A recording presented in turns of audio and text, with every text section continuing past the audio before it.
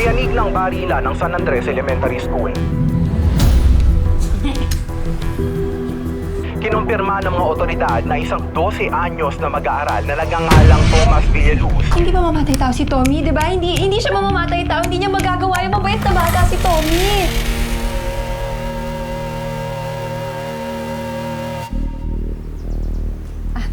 Hello po. Ako po si Patricia Velez. Pati na lang po for short. Meron ka bang experience sa pagiging kasambahay? Kailangan kasi namin ng all-around helper dito.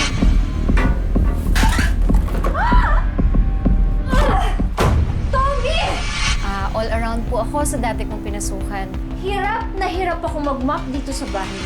So si Tommy, anak namin. Pero mukha naman magkakasundo kayo. Hindi ko po sinasadya. Halika nga dito! Halika nga dito! Naglalaba po ako, nagluluto, nagpaplansya, at tumutulong na rin sa pag-aalaga ng bata. Para kang nanay mo na burara, Hindi okay? ko nabuli din. Si Tommy po pala nandun sa kwarto niya, nag-aaral. Alam niyo, Sir Mike, ang gwapo-gwapo niyo. Kapag tinanggap niyo ako, hindi po kayo magsisisi. Pati, tanggap ka na.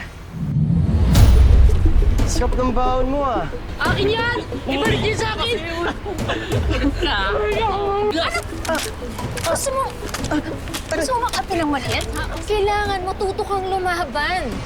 Ha? Kailangan matuto kang gumanti dahil hanggat sa alam nila na kaya nilang gawin sa'yo yan, uulit-ulit lang nila yan. Naiintindihan mo ko? Mahal na mahal niyo po yung barilan niyo, ah. Hindi naman. Sabi po ni nanay, pag may nabubuli po sa akin, sabihin ko na lang daw po sa mga teachers. Mali ang nanay mo. Kailangan, pag may nanakit sa'yo, gumanti ka. Binugbog po nila ako, sir. Hinakampihan niyo pa sila.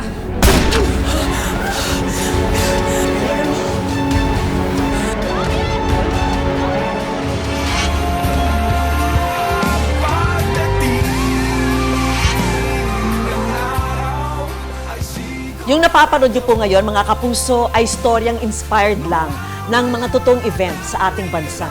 Ang kapatid ni Aizel na si Miguel, nagkaroon ng alitan tungkol sa 10 pisong sukle na nagdulot ng pagkamatay niya. Nagulat na lang daw po lahat na ayun nga po, bigla nga po siyang sinapit.